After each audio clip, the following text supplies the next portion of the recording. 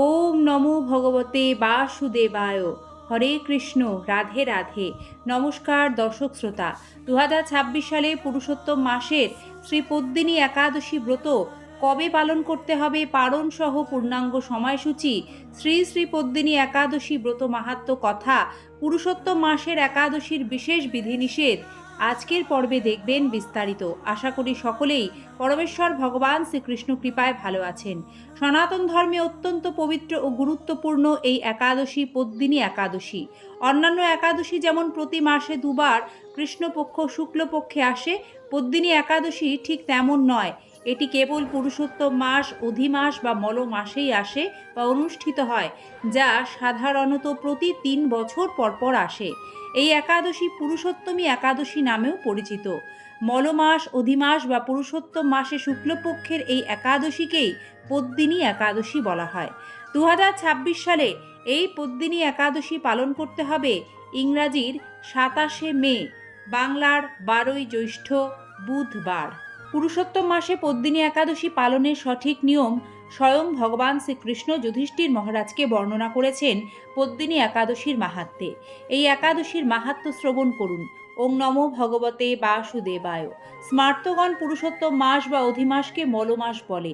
এ মাসে সমস্ত শুভ কার্য পরিত্যাগ করে থাকেন, কিন্তু ভগবান শ্রীকৃষ্ণ এই মাসকে পারমার্থিক মঙ্গলের জন্য অন্য সকল মাস থেকে সর্বশ্রেষ্ঠ বলে নির্ণয় করেছেন।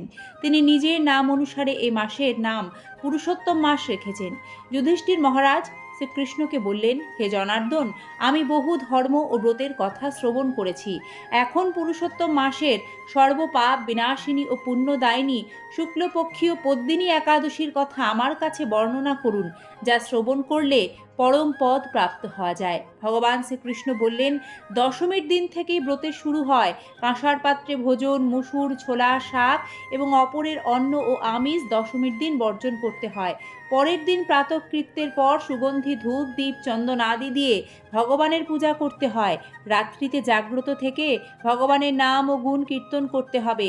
এরপর এই ব্রতের একটি ইতিহাস বর্ণনা করলেন।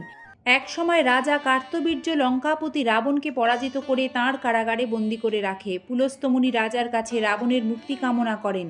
মুনির আজ্ঞায় রাজা রাবণকে মুক্ত করে দেন। এই আশ্চর্যজনক কথা শুনে নারদ পুলস্ত্য মুনিকে জিজ্ঞাসা করেন, হে মুনিবর, ইন্দ্রসহ সকল দেবতা যেখানে রাবণের কাছে পরাজিত হয়েছিল, সেখানে কিভাবে কার্তবীর্য রাবণকে পরাজিত করল? কৃপা করে তা বলুন। পুলস্ত্য মুনি তখন রাবণের কাছে কার্তবীর্যের জন্ম রহস্য বর্ণনা করেন।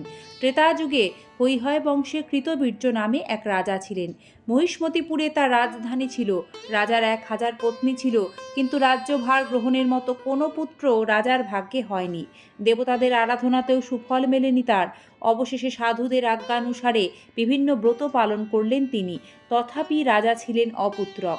মন্ত্রীর উপর রাজ্যভার অর্পণ করে তপস্যায় যাবেন বলে স্থির করলেন রাজা কৃতবীর্য। মহারাজ হরিশ্চন্দ্রের কন্যা পদ্মিনী ছিলেন অত্যন্ত পতিব্রতা। স্বামীর সঙ্গে তিনিও তপস্যার জন্য মন্দার পর্বতে গমন করলেন। সেখানে তারা 10,000 বৎসর কঠোর তপস্যা করলেন, কিন্তু তবুও কৃতবীর্য পুত্র সুখে বঞ্চিতই রইলেন। রানী পদ্মিনী মহাসাধ্বী অনুসূয়াকে জিজ্ঞাসা করলেন, হে সাধ্বী, পুত্র লাভের জন্য আমার স্বামী 10,000 বছর তপস্যা করেও বিফল হয়েছে। এখন যে ব্রত পালনে ভগবান প্রসন্ন হন, অতি শ্রেষ্ঠ পুত্র লাভ হয়, এমন কোনো উপায় বিধান করুন। পদ্মিনীর প্রার্থনায় অনুসূয়া প্রসন্ন হয়ে বললেন, 32 মাস অন্তরে এক অধিমাস বা পুরুষোত্তম মাস আসে। এই মাসে পদ্মিনী ও পরমা 2 একাদশী। এ ব্রত পালন করলে পুত্রদাতা ভগবান শীঘ্রই প্রসন্ন হবেন।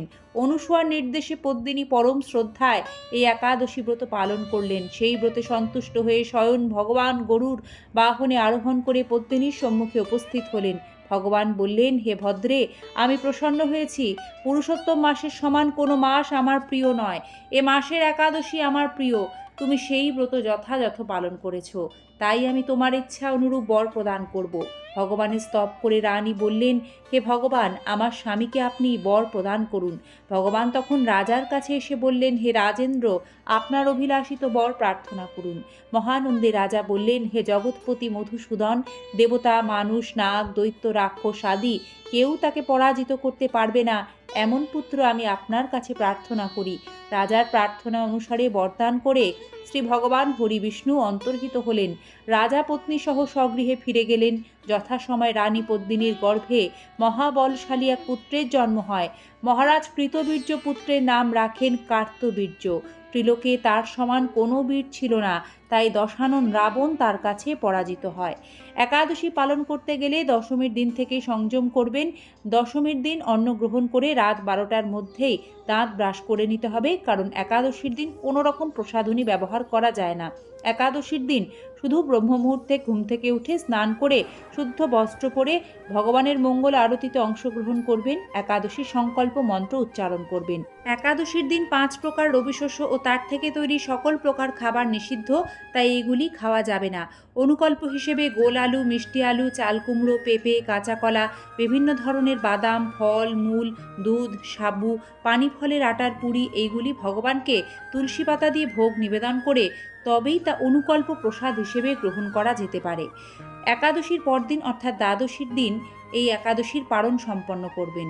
পদ্মিনী একাদশীর পারণ 2026 সালে করতে হবে ইংরাজির 28শে মে বৃহস্পতিবার ভোর 4:52 থেকে সকাল 7:59 মধ্যে। এই সময়ের মধ্যে ভগবানকে পঞ্চ রবিশস্য ভোগ ব্যঞ্জন আদি তুলসীপত্র সহযোগে নিবেদন করবেন। একাদশীর ব্রতফল ভগবানের শ্রীচরণে সমর্পণ করবেন। তারপর সেই ভোগ কৃষ্ণ প্রসাদ হিসেবে গ্রহণ করবেন। আর পারণ করার সময় একাদশীর পারণ মন্ত্র, যা হলো অজ্ঞান তিমিরান্ধস্য ব্রতে নানেন কেশব প্রসীদ সুমুখ নাথ জ্ঞান ও দৃষ্টি প্রদভব, এটা জপ করবেন। একাদশীর মুখ্য উদ্দেশ্য কৃষ্ণ ভক্তি লাভ, হরিচরণে পূর্ণ সমর্পণ।